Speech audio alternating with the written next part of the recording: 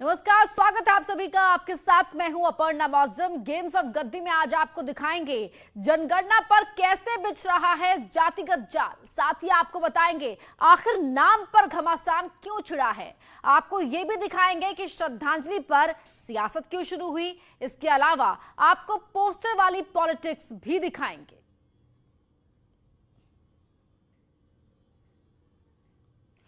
जातिगत जनगणना के मसले पर सियासत गर्म है। बिहार के नेताओं की प्रधानमंत्री मोदी से मुलाकात के बाद इस पर बहस और तेज हो गई है। यूपी में भी चुनाव से ठीक पहले सभी पार्टियां जातिगत जनगणना का मुद्दा भुनाने में जुट गई हैं।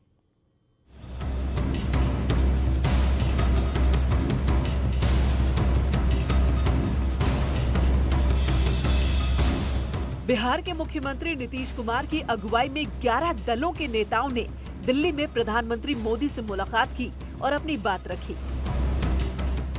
नहीं, आदरणीय प्रधानमंत्री जी ने पूरी गंभीरता के साथ सबकी बात सुनी और सबकी बात जब सुन लिए हैं तो आखिरकार समय उन्होंने दिया है और सबकी बात सुन ही लिए तो निर्णय तो उनको लेना है, लेकिन बात तो सबका सुने है ना। हम लोगों ने कई बातें रखी कि भाई कैसे इंटरेस्ट में है और ये भी बात की कि इसका कोई विरोध नहीं करता। अगर जातीय जनगणना से उन्माद फैलेगा, जातिवादी कहलाओगे तो धर्म की भी गिनती नहीं होनी चाहिए। क्यों गिन रहे? तब तो धर्म में भी जो है आपका राइट होगा। तो वो भी अब तक तो हुआ नहीं ऐसा कि सेंसस से रिलीजन में लड़ाई हो जाए, तो ऐसी बात तो नहीं है। पीएम से मुलाकात भले ही बिहार के नेताओं ने की हो, लेकिन इसका राजनीतिक असर उत्तर प्रदेश पर होना भी तय है। यूपी में अगले साल की शुरुआत में विधानसभा के चुनाव होने हैं और यहाँ जातिगत वोट बैंक पर सबकी नजर रहती है। इसलिए अखिलेश यादव तो सत्ता में आने पर जाति के आधार पर जनगणना कराने का वादा कर भी चुके हैं। पहले कांग्रेस ने जनगणना नहीं की, हजारों करोड़ रुपए खर्च हो गए, सब गिनती हो गई, लेकिन अभी तक आंकड़े बाहर नहीं आए। जनगणना फिर होने जा रही है। भारतीय जनता पार्टी कभी जनगणना नहीं करेगी, क्योंकि वो जानते हैं आबादी में कौन ज्यादा है, आबादी में किसकी संख्या भारी है, इसलिए कभी जनगणना नहीं करेंगे। लेकिन हम अपने सभी लोगों को भरोसा दिलाते हैं, उत्तर प्रदेश की सरकार बनेगी तो सबसे पहला काम अगर कोई होगा सरकार का तो जनगणना। अगर वो दिल्ली वाले नहीं करेंगे तो उत्तर प्रदेश की सरकार अपने आप समाजवादी करके दिखा देगी। अखिलेश की तरह ही मायावती भी जातिगत जनगणना की हिमायती है। मायावती ने 9 अगस्त को ट्वीट के जरिए अपनी मांग रखी थी। मायावती ने ट्वीट किया था, देश में ओबीसी समुदाय की जनगणना की मांग बीएसपी शुरू से करती रही है और अभी भी यही मांग है।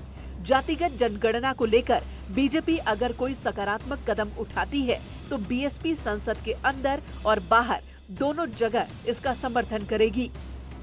दरअसल उत्तर प्रदेश की सियासत में ओबीसी निर्णायक भूमिका में है। मंडल कमीशन के बाद ओबीसी और दलितों के इर्द गिर्द सूबे की राजनीति सिमटी हुई है। यूपी में पिछड़े वर्ग की आबादी करीब 39% है, जिसमें यादव 10%, कुर्मी कुशवाहा सैथवार 12%, जाट 3%, मल्लाह 5%, विश्वकर्मा 2% और अन्य पिछड़ी जातियों की तादाद 7% है। इसके अलावा प्रदेश में अनुसूचित जाति 25% और मुस्लिम आबादी 18% है। इन्हीं वोटों के सहारे सूबे की सत्ता तय होती है। इसलिए चुनाव से पहले जातिगत जनगणना का कार्ड कई लिहाज से अहम है।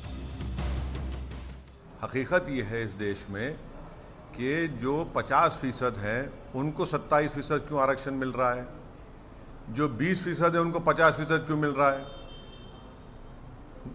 ये कब हुआ था कास्ट का सेंसस? भारत की आज़ादी के बाद तो नहीं हुआ ना। आप तो पुराना इस्तेमाल कर रहे, तो अब करने की ज़रूरत है और ज़रूरी है कि जो हर तरह से पिछड़े हैं उनका करना चाहिए। और बुरी बात क्या है? उत्तर प्रदेश में 1990 के बाद सभी पार्टियां ओबीसी चेहरे को आगे कर चुनाव मैदान में उतरती रही हैं।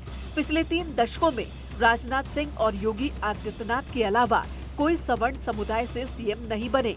राम मंदिर आंदोलन के दौरान बीजेपी भी कल्याण सिंह को आगे कर चुनाव लड़ती रही और 2017 में भी बीजेपी की सत्ता में वापसी में ओबीसी वोटर की भूमिका अहम रही है। लिहाजा 2022 के चुनाव में कोई भी दल जातीय समीकरणों को नकारना नहीं चाहता। ऐसे में सियासत बेहद दिलचस्प है और दिल्ली में हुई मुलाकात उत्तर प्रदेश के लिहाज से काफी अहम है। Bureau report, news 18। यूपी में चुनाव से पहले जातिगत जनगणना को लेकर सियासत हावी है। अखिलेश यादव खुलकर इसका समर्थन कर रहे हैं। मायावती ने जातिगत जनगणना की वकालत की है। ओम प्रकाश राजभर भी जातिगत जनगणना कराने की मांग लगातार कर रहे हैं। तो वहीं केंद्र सरकार की ओर से संसद के मॉनसून सत्र में यह साफ किया जा चुका है कि फिलहाल जातिगत जनगणना नहीं होगी। उत्तर प्रदेश में कल्याण सिंह के नाम पर सड़क बनाए जाने को लेकर अब सियासत शुरू हो गई है। ओवैसी ने सरकार को नाम बदलने के बजाय काम करने की नसीहत दे डाली। तो वहीं कल्याण सिंह को विपक्ष के बड़े नेताओं की ओर से श्रद्धांजलि ना दिए जाने पर बीजेपी ने पलटवार किया है।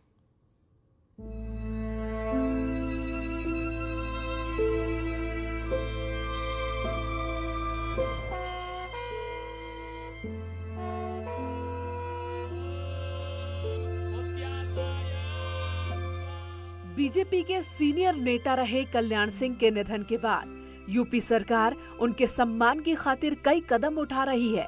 सरकार ने राम मंदिर तक जाने वाली सड़क को कल्याण मार्ग बनाने की घोषणा की है। उनके सम्मान में अयोध्या जी में, लखनऊ में, अलीगढ़ में, एटा में, बुलंदशहर और प्रयागराज में ऐसे 6 स्थानों पर बाबूजी के नाम से एक एक महत्वपूर्ण सड़कों का नामकरण किया जाएगा। बाबूजी का जो श्री राम जन्मभूमि मंदिर निर्माण के लिए योगदान है, उसे न वर्तमान और न ही आने वाली पीढ़ियां भुला पाएंगी। केशव मौर्य के ऐलान से साफ है कि बीजेपी अपने बड़े नेता को पूरा सम्मान देना चाहती है। इसकी शुरुआत भी हो चुकी है, मगर विपक्ष ने सरकार के इस फैसले पर सवाल उठाने शुरू कर दिए हैं। गंगा के पानी के ऊपर लाशें तीर रही थी, नाम बदलने से क्या किसी को ऑक्सीजन मिल गया? गंगा के किनारे लाशों पर कुत्ते खा रहे थे, नाम बदलने से कुछ हो गया? जलाने के लिए लकड़ी नहीं थी कोविड सेकेंड वेव में, तो नाम बदलने से नौकरी मिल गई। 37 लाख यूपी के अनएम्प्लॉयमेंट पोर्टल पे बेरोजगार नौजवान के नाम है और इनको नाम बदलने की फिक्र है। अरे नाम से ज़्यादा काम करिए ना, गवर्नेंस करिए। महिलाओं पे जुल्म होते रहता है।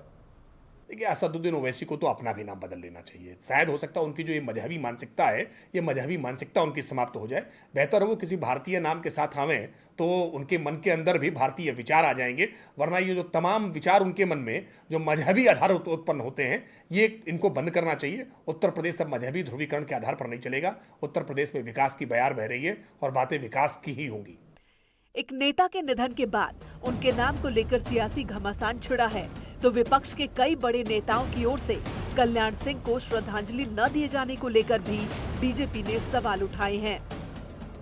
किस प्रकार से किसी के निधन के बाद भी अगर उनका ऐसा भाव है, मेरे इसमें कहना नहीं कि वो कोई श्रद्धांजलि दे, बाबूजी का इससे मान बढ़ेगा, लेकिन एक शिष्टाचार होता है, एक नैतिकता होती है, और उस शिष्टाचार और नैतिकता को भी नहीं निर्वाह करने वालों को देश देख रहा है, प्रदेश देख रहा है, भगवान देख रहा है। कल्याण सिंह जी एक ऐसा व्यक्तित्व जिन्होंने पूरी जीवन भर हिंदुत्व के लिए और भगवान राम मंदिर निर्माण कार्य के लिए जो कर्मठ रहे, पूरा जीवन उन्होंने इस काम के लिए दिया। वह हिंदूवादी नेता के लिए शिवसेना दल के पास कोई संवेदना प्रकट करने के लिए समय नहीं है। कल्याण सिंह बड़े नेता थे। यूपी के मुख्यमंत्री रहने के अलावा वो राजस्थान और हिमाचल के राज्यपाल भी रहे। मायावती समेत कुछ नेता उन्हें श्रद्धांजलि देने गए भी थे, मगर कांग्रेस के बड़े नेताओं राहुल गांधी, प्रियंका गांधी ने शोक तक व्यक्त नहीं किया। इसलिए कई सवाल उठ रहे हैं।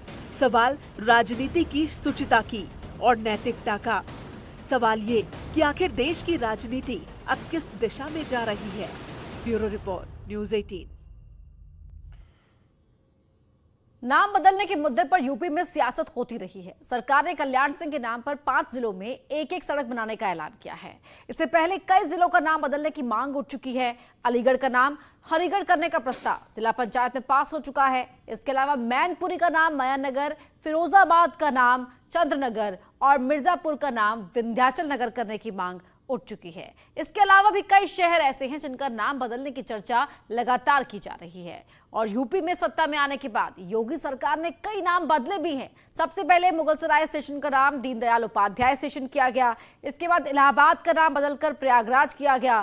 फैजाबाद जिले का नाम बदलकर अयोध्या भी बीजेपी की सरकार ने किया। इसके अलावा वाराणसी में मुगलसराय स्टेशन का नाम दीनदयाल उपाध्याय स्टेशन किया जा चुका है।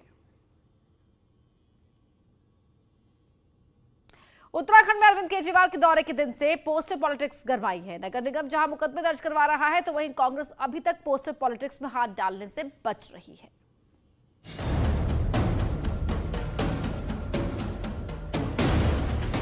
देहरादून की सड़कें इन दिनों बेतरतीब तरीके से लगे पोस्टर से पटी है। नगर निगम ने कार्रवाई करते हुए पोस्टर्स हटाए तो आम आदमी पार्टी को बीजेपी की बौखलाहट दिखी। वहीं सीएम पुष्कर धामी और अजय कोटियाल के पोस्टर लगाने के आरोप में 3 लोगों पर केस दर्ज किया गया। कांग्रेस का कहना है कि केस दर्ज करना ठीक नहीं है और वो तो मुकदमा दर्ज होने के लिए कोई मुद्दा ही नहीं बनता है, लेकिन क्योंकि पार्टी पावर में है तो नगर निगम को भी दबाव में डाल सकती है। बीजेपी एक जगह है, कांग्रेस एक जगह है। बीजेपी सरकार में है, कांग्रेस विपक्ष में है। बीजेपी को काम करना चाहिए, कांग्रेस को उनको चेक करना चाहिए। यहाँ दोनों के दोनों ना आम आदमी पार्टी के पीछे पड़ रखे हैं। मैंने कहा वो दुर्भाग्यपूर्ण बात है। इस तरह से मुकदमेबाजी या ये सब चीज़ें नहीं होनी चाहिए। निश्चित रूप से ऐसी बातों से बचना चाहिए और सरकार को, विशेषकर सरकार को ये ध्यान रखना चाहिए कि लोकतंत्र में बदले की भावना से काम नहीं होना चाहिए। नगर निगम का कहना है कि उनके पास शिकायत आई तब कार्रवाई की गई। हर पार्टी का पोस्टर नियम के तहत ही हटाया जा रहा है। अगर मेयर का पोस्टर भी गलत जगह पर होगा तो हटाया जाएगा। देखिए, इसमें ये नहीं है कि किसी एक पार्टी के हटाए जा रहे हैं। जब हटते हैं, बैनर किसी का हटता है तो जैसे हमने अगर राजपुर रोड पे दिलराम बाजार से राजपुर रोड तक हटाए तो उसमें जो भी आएंगे उसमें अगर मेरा भी होता है तो वो भी हटाया जाता है। ये बात सही है कि राजधानी की सड़कों पर होर्डिंग्स की भरमार है और इस चुनावी साल में ऐसी तस्वीरें आगे और भी दिखाई देने वाली हैं। ऐसे में आगे भी इसी तरह की कार्रवाई की नगर निगम से उम्मीद रहेगी। न्यूज़ 18 के लिए देहरादून से भारती सकलानी की रिपोर्ट। यहाँ रुक रहे एक छोटे से ब्रेक के लिए जल्द लौटते हैं।